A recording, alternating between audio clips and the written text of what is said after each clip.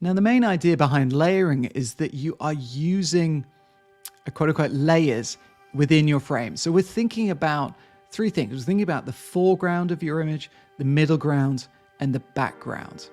So we're thinking about different things that lie within those different planes of your image. So just have a look at this image just to have a basic idea about this technique. So when we look at this image of this lady on a boat in the background, there are two main layers to this image. And the first one is of the foliage and the tree in the foreground. And the second is of the woman in the boat in the background. So we've got essentially two layers here. And those two layers, because I'm shooting through that vegetation, shooting through that first layer, it gives us more interest to this photograph. It gives more interest to the composition. You can see that I framed the woman off to the right, and I've got the tree and foliage on the left, and it just creates more interest in your frame. In this image, you see very much the same technique being used. I'm shooting again through foliage. I often like to do that in many of my pictures, but actually my main focus is on the man in the background on the boat. So we've got two layers here. We've got first the branch in the foreground, and second we've got the person in the boat in the background. So again, you're paying attention to the different parts of your photograph: the foreground, the middle ground, and the background. Here in this image that I took in Portugal, you can see the two different layers here, in that the boy is running across the frame at this outdoor swimming pool in Portugal, creating that first layer, but then also you have that second layer in the background. And this is quite an interesting composition as well, because I'm tilting the camera slightly because it's a very dynamic situation. And I'm kind of creating these 2 points of interest as well between the boy running and the boy in the pool. And so we've got multiple things going on here to make this really interesting composition.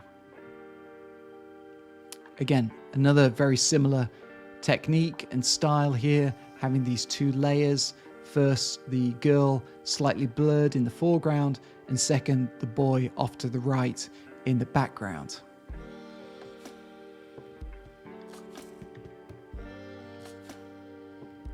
Now in this next image, you can see that we're kind of moving a little bit beyond two layers and moving on to thinking about three layers. So in this image that I took in Cambodia, I wanted to make an interesting picture of this young boy who was sat warming himself next to a fire outside his home in the Cambodian forest. And so we have kind of three layers going on here. We have the first in the foreground, we have the fire. The second in the middle ground, we have the boy himself. And then in the background, we've got some little bit of interest. I put a question mark next to the three because we're kind of getting towards three layers here, but it's not quite there because I find the background in this image is quite blurry. So it's not very distinct.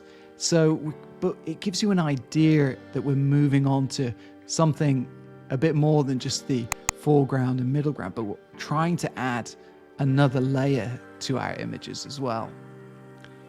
In this image, you can see that we're getting there. We're getting onto that third layer now.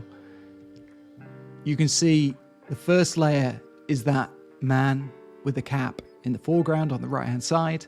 And then we have the man in the middle, number two. It's marked number two on the photograph. And then number three, those men in the background. So I'm using a kind of a higher aperture number. So I'm making sure that I'm getting lots of depth of field. And by doing that, I'm able to create this layering where when you look at the image, when the viewer looks at the image, they're drawn to these different layers within the photograph. So again, for you, when you're out taking pictures, it's really important to pay attention to what's happening in the foreground, the middle ground, and the background. And can you use those different elements? Can you use those different layers in one image? It's quite an advanced technique, and it will require, greater practice, greater awareness about what's within your frame. But when you can get it, it can make for really interesting images. Here's another example of the layering. This is another image that I took here in China. And you can see, again, we've got the layer 1, the foreground, the man and his eye as he's passing my camera very close. Number 2, we've kind of got this middle ground of where the people are walking up these stairs. And then in the third image, we've got, in the third layer, we have the background, the billboard in the background. So it's really quite interesting. It really gives depth. The layering gives depth to the image, allows your viewer to go through multiple planes within the image, which again makes them think more about the image, makes them contemplate the image more, and it makes it much more interesting if you're able to capture this type of scene. I think this is the final image from this technique. Again, this was an image taken in India, and actually I was using a telephoto lens for this image. It was probably my 70 to 200 millimeter lens, and I'm zooming in on these people on the banks of the Ganges River in northern India. And again, I'm using a higher F number, so I'm making sure that everything's in focus, but I'm really paying attention to all those different elements in the frame, those different layers in the frame. And so I'm able to capture the boys running in the foreground, the group of people in the middle ground, and then the men on the boat in the background. So it creates that, you can see in this image, it creates that real depth in that photograph, leads your eyes all the way through. And this has a nice touch because it has this nice diagonal line. You go from 1 to 2 to 3. It's this nice, lovely diagonal line. We love diagonals sometimes in our photographs. So it has that added benefit to draw you through the photograph, which is really nice. Okay, so tips for layering. Most photographers just focus on one layer in their image, so get creative and pay attention to the background. And that's really key. Pay attention to what's happening in the background and other parts of the image. That's the key to playing with layering. And the key to a lot of these other techniques is you've got to be aware of other things within your frame, and also not just around your subject matter, your main subject matter, but what's happening deeper in the photograph, what's happening in the foreground, what can you use within the foreground and the background to create these layers.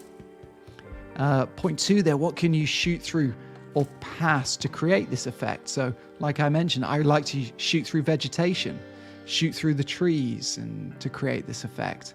But maybe you could use buildings, you can shoot through past walls, maybe in the frame in a frame technique you can use this too. And maybe even use people, like I've shown you in some of my photographs, to act as different layers. Lots of different ways that you can be playful and creative with this technique. And the final tip is use a higher F number so that you can get all those different layers relatively sharp. They don't need to all be crystal sharp. You need at least one that's sharp. But a higher F number will give you a bit more of your subject matter in focus to make that layering work in your photographs as well.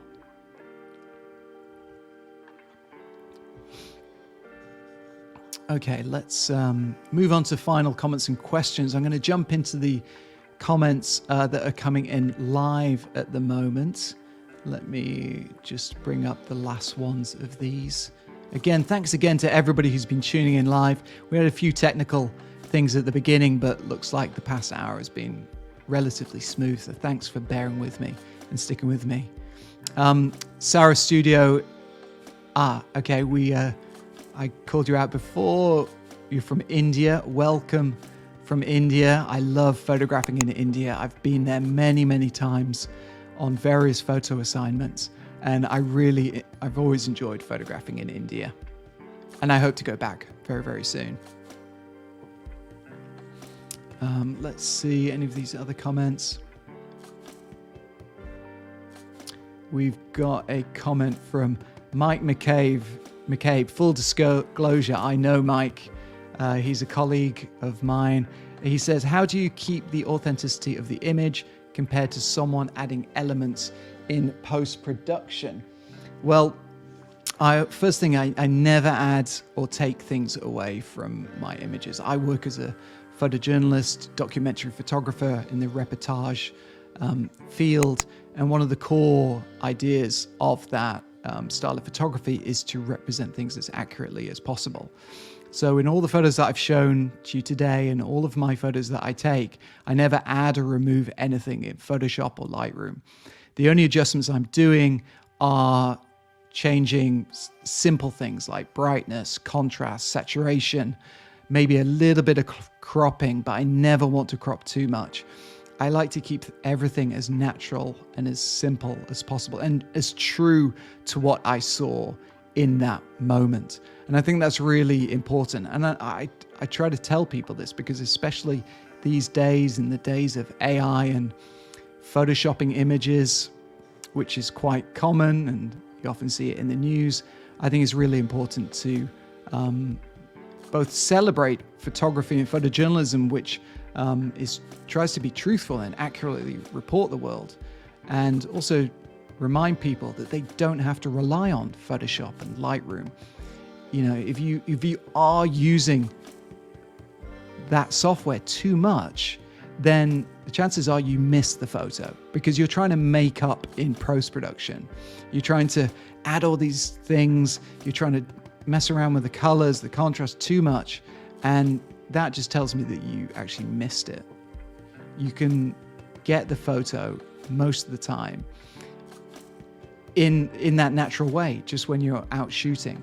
Don't rely on trying to fix it in post-production. Strive for getting natural photography of natural situations, because I think that's the best. But then I am biased, and you know, those other styles of photography are okay and they have their place.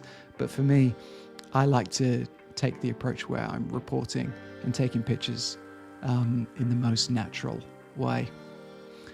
All right, we have one last live comment here, and that's from Marius, who says, interesting, good luck in the future. Well, thank you very much, Marius. Thank you for tuning in. Okay, I've got a couple of comments and questions left from the main video that screened on my YouTube channel. I'll just take those and then we can start to think about wrapping up the live stream. The first one is at Durgan, I can't pronounce that, 5272. Thank you for not talking about wide open aperture bokeh, isolation, creamy background, BS. Shooting in layers and multiple points of interest is very challenging, especially in dynamic scenes. Alex Webb made millions of horrible images, I guess, no one will ever see. It can be so frustrating to return home with no single baller photo at all. Yeah, good comment. The photographer that he's referencing there, Alex Webb, is a very famous photojournalist who's quite famous for the multiple points of interest technique. And I actually took a workshop with Alex Webb a long time ago now, about 20 years ago.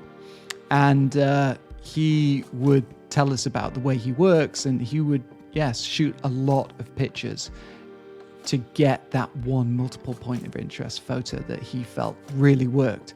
Because like I mentioned before, you've got to wait for all those elements to fall within the quote unquote the best place. And it takes, natural life isn't always like that. And those moments are very rare. So it takes a lot of patience and a lot of photos to master that technique. Okay, let's take one more question here. Thanks, Sean. This is from Mr. Fairycake 4333.